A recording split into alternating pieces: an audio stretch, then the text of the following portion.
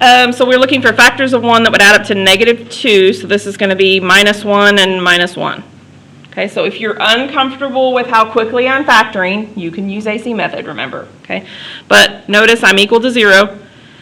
So if I wanted to, I could rewrite this as something squared, okay? Or I could just say to myself, okay, I know I got to set x equal to 0, and I know I have to set x minus 1 equal to 0, but I don't need to do this one again because I already did it, right? But what's the multiplicity since it happens twice? 2. So the multiplicity is 2 here, which is even. So I'll go back to this one, but what does that mean about the graph then? Turns? Okay, so I end up getting x equals 1 for the x-intercept, right? And I know that the graph turns. What about this guy? If you look back up at plain old x, there was only how many of them? Only one of them, so the multiplicity of that one's just 1, which is odd. So what does that mean about the graph instead of turning? Crosses.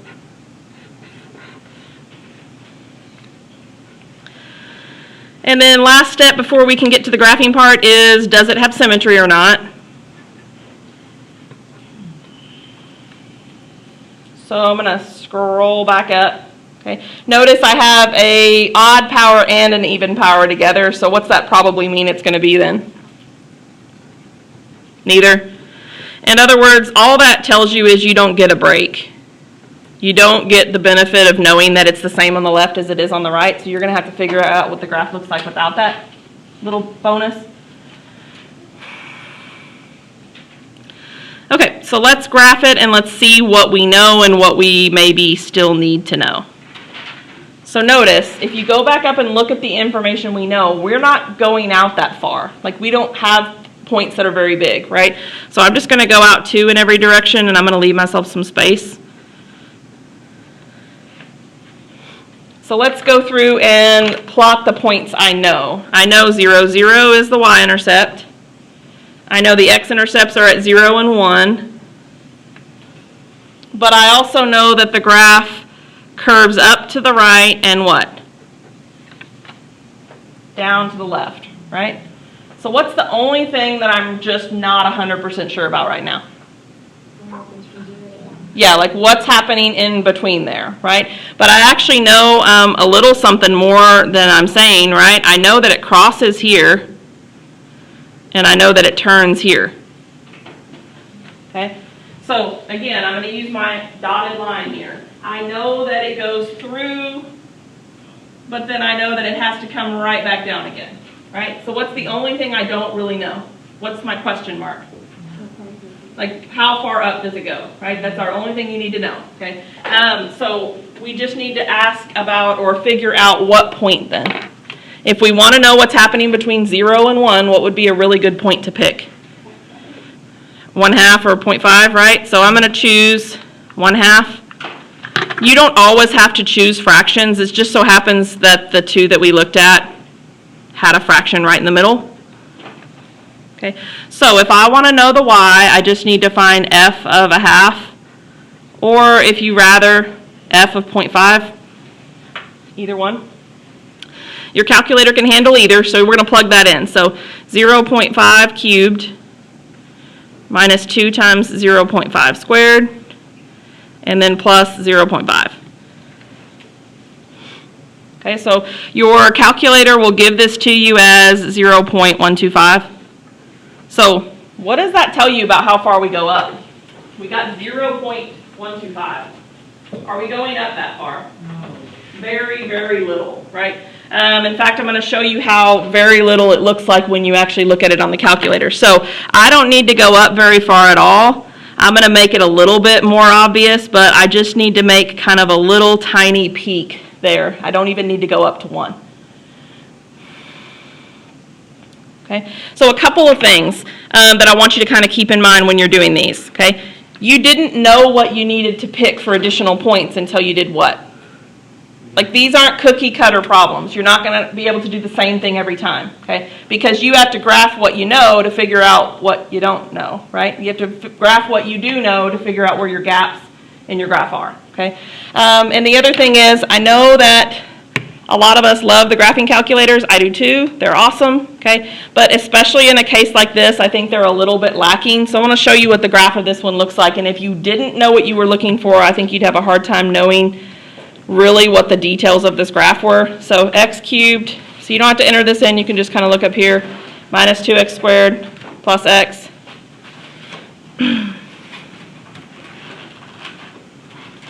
So notice that, like, if you graph it, I don't think I would have noticed that there was a little hump there. Like, I just would have thought it made a turn there and went back up. Like, I wouldn't know there was supposed to be a distinct little upward movement there, right? In fact, you'd only really know if you zoomed in. But if you didn't know to zoom in, you probably wouldn't see it at all, okay? So notice if you zoom in, it does show the little hump. But to see how small it is, even on the zoom, okay, it's just not very tall, right? And why isn't it very noticeable? Because it only goes up to what? 0.125. That's super, super small. Okay, so you're going to need to make sure you know the details. Use the calculator as your backup, but it is not the end all be all. Okay. All right, so I want to talk about, okay, so remember last time we looked at a lot of different things about polynomial graphs. So I wanted to start today with finishing up that.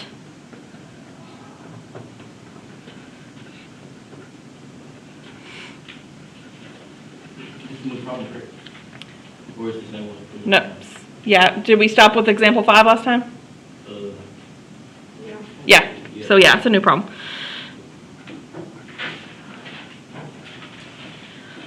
Okay, so we're going to run through all the things that I want you to be able to know how to find with a graph.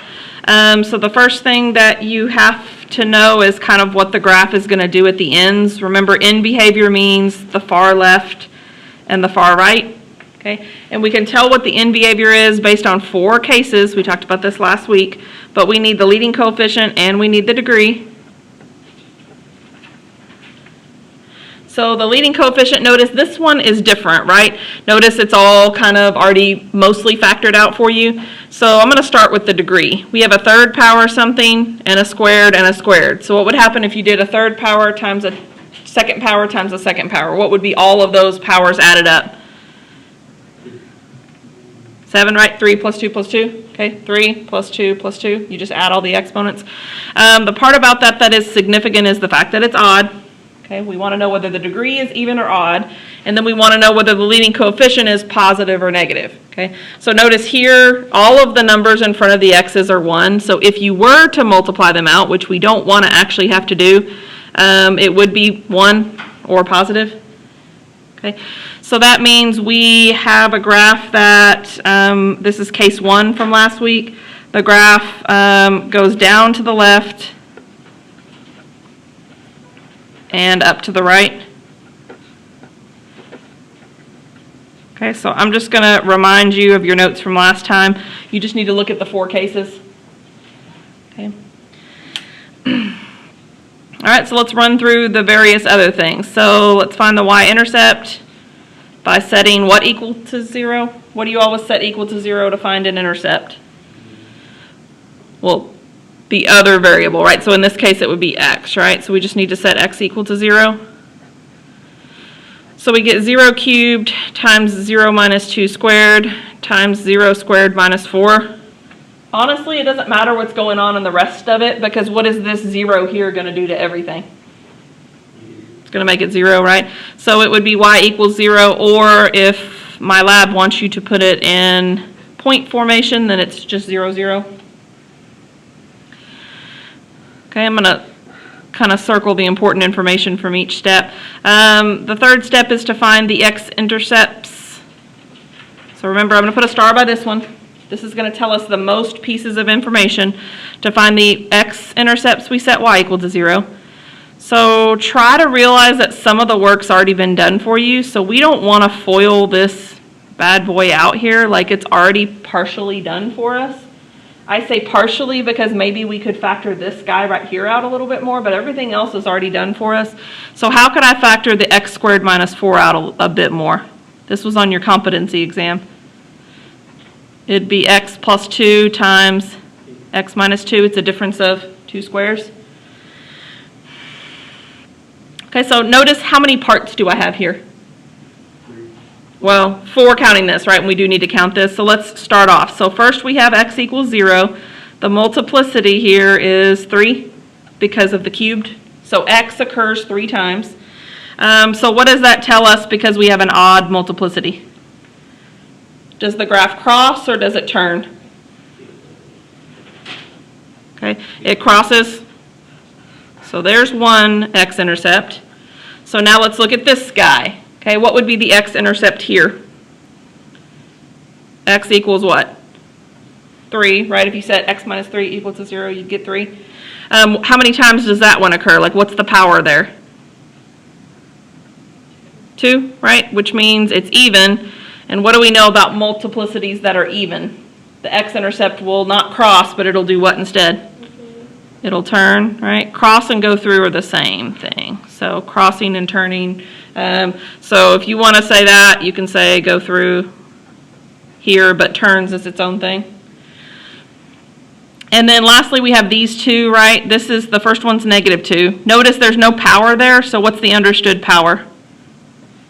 1, which is odd. So the graph crosses through the x-axis because it's odd. Same with the last one. That one only occurs once.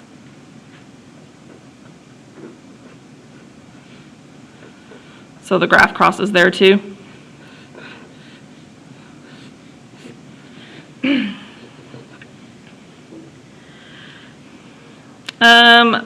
So the next thing is we're supposed to find out if there's any symmetry.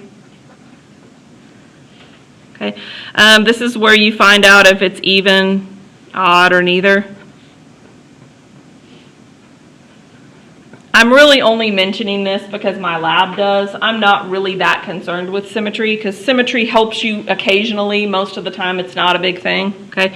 In other words, if you multiplied this out, you would have a combination of even and odd. So it is neither. All that tells you is you have no symmetry.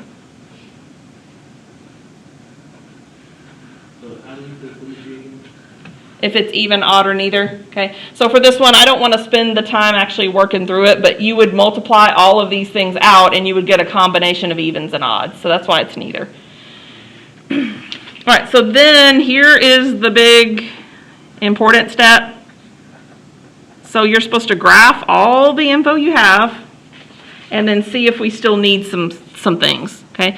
So we're going to come up with a graph maybe that goes out to 5 in every direction. And then if we need to go bigger, we'll make note of that.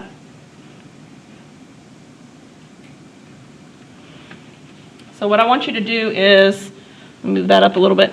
What I want you to do is graph what you know, and then we'll see if there are any gaps in what we know. Okay, so they're not all on screen, but I just need you to be able to kind of go through. So it crosses the y-axis there, right? Where all does it cross the x-axis? At 0, but also where? 3, at 2, and at -2. Okay, and we actually also know that the graph goes up to the right and down to the left.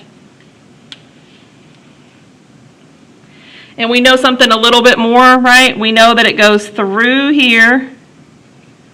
I'm looking up here at my third step.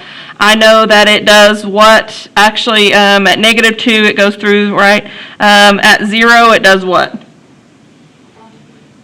Yeah, 0 it also goes through. You can say through or crosses.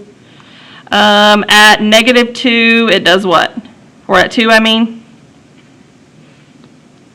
So 2 it crosses also. The only one where it actually is supposed to turn is where? At +3. So let me rewrite that because it was super sloppy.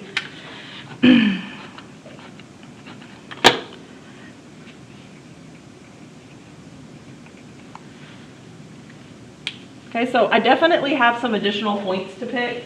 So I just want you to kind of look up here on the board. So this is essentially what the graph does. It comes up here, some height, I don't know, then comes back, right? And then it goes down here because it goes through there. What does it do here, according to what we labeled? It goes through again, right? And then it comes back and then goes straight back up. Okay? So we kind of need to know what? How high this is, how low this is, and what? how high that is, right? So when you go to pick your points, you pick points that make sense for your problem, okay? What we need to know about is all the places in between the x-intercepts that we have. So when you get to picking additional points, MyLab might pick them for you, but on a test, they're not going to be cookie cutter, and you're going to need to be able to graph what you have and reason out what you still need, right? So let me point right here. Okay, let me erase what I had up there. What would be good between 0 and -2? What would be nice to know about between 0 and -2? -1 would be nice to know about, right? That would catch in between here and here. What about here? I'd like to know about in between 0 and 2, so I'd also like to plug in what? +1. And then here, notice I have 2 and 3, but I don't know what's happening in between them, so what do I need to pick there? What's in between 2 and 3? 2.5. Okay, so you're going to plug all of these in. Okay, so how do you get these y values? You plug them in the equation. Say again? Were the x supposed to be 4 instead of 2, or you just mark them 2? I'm sorry, I don't know what you're saying. You know how you said like the x is 2, right? Like one of the x-intercepts is -2 and 2. I marked those, didn't I? Yeah, it was supposed to be 4, right? No. Look where we factored out. We did a difference of squares here. 2 and -2 is what they were supposed to be. Because it was x squared minus 4. It wasn't just x minus 4, so I see what you mean. All right, so if we plug these in, these are the values we get. This one is 48, quite high. Okay, so I don't want to waste too much time going through there. If you plug in 1, you're going to get -12. If you plug in 2.5, you get 8.79. So what does that mean about here? It goes up super, super, super high, right? So do you want to count up to 48? I don't want to. So what are we going to do to kind of fudge it then? We're just going to do this right here. We're just going to say, hey, up here is 48. Just label it so that I know that you know it went high. You don't have to actually count up to 48. That's not reasonable. Okay. So did you see what I mean by fudging it? We're just saying, hey, this is 48. It represents how high it goes. And then what about here? It needs to go down to -12, so you can do the same thing down here. It's not quite as low, right? But I don't want to count that low either. So -12 is here. And then 8.79, here's 5, 6, 7, 8. So it's just a little bit above that. So do you see how you can still kind of generally tell me that you know what the shape of the graph is, even if everything's not perfectly right? Okay. So notice the height is a lot higher than I'm showing because it actually goes up to what? 48, but I showed that here by stating that. Okay. It goes down actually further than I showed because it goes down to -12. So all I really want to see when it has really high maxes and really low mins is I just want to see that you wrote it in there. Okay, and then we can put a note here if we want to, note that the graph is not to scale. That's what it means when it says not to scale. It's not drawn, quote, correctly.